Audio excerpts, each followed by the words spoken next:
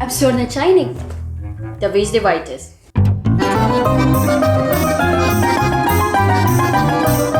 Всем привет, меня зовут Мэри Джейн, я из Филиппин. В жизни не думала, что когда-нибудь буду делать обзор на чайник, да еще и на русском. Блин, это даже не умный чайник, обычный, тупенький. Короче, моя мама вечно забывает про чайник на плите, даже свисток не помогает. Ну, она уже в возрасте, ее можно понять и простить. Но я немного побаиваюсь, что дом может сгореть или еще чего. Так что я попросила мужа все-таки прикупить электрический чайник. Что мне нужно от чайника? Первое, чтобы был терморегулятор. Дело в том, что разные напитки надо заливать водой разной температуры. Например, для пуэра это 95 градусов. А для моего любимого зеленого чая нужна температура около 75. Если заваривать его кипятком, то получается мутная и невкусная гадость. Даже для растворимого кофе кипяток не желателен. Вкус становится еще хуже. Так что терморегулятор штука нужная. Второе, чтобы был фильтр от накипи. Хоть мы используем фильтрованную воду, накипь все равно накапливается. И пить эти гадкие хлопья я никому не рекомендую. Нам нравятся чайники из стекла. Сразу видно, сколько воды, и не пора ли отмывать накипь. И раз уж он стеклянный, пусть у него будет красивая подсветка. Дети оценят. Нам нужен обычный чайник, не заварочный, нормального объема и хотя бы на 1,5 киловатта мощности, чтобы не ждать полчаса, пока он закипит.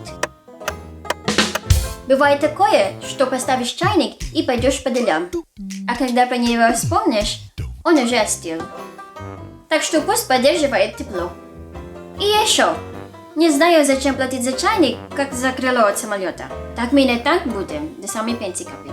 Так что даже не будем смотреть на чайники дороже 3000 рублей. Да. Ну вот, остается совсем немного чайников. Я человек простой.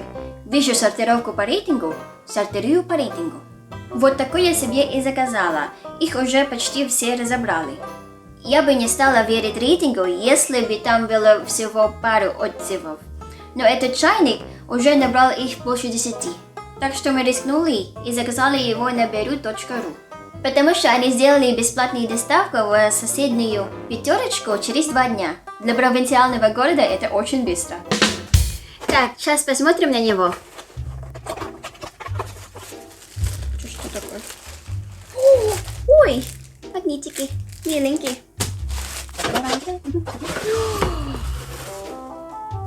Красота-то какая!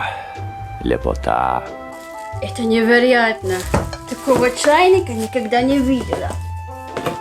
Все? Да, все. Не мусорим, ребята, не мусорим. Чунгать. Вау! Давай. Так. Смотрите. В него можно налить воду. Попробуем выключить розетку. Для разных температур разные цвета.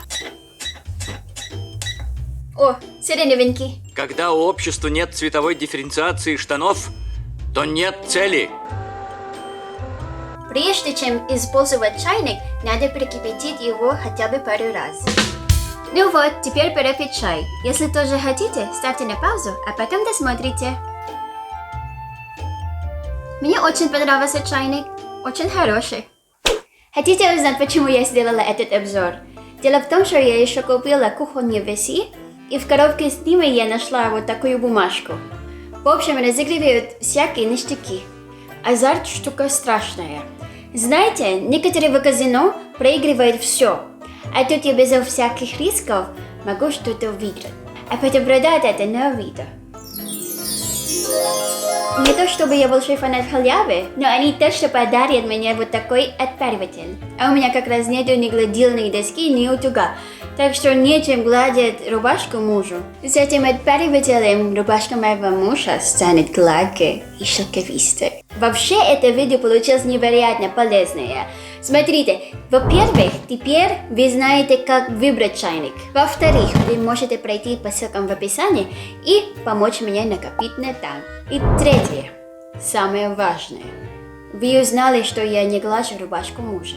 Но это не потому, что я плохая жена. Просто он ее не носит. Можно я теперь поем? Это не гладильные доски? Я хочу гладильные носки. Тия!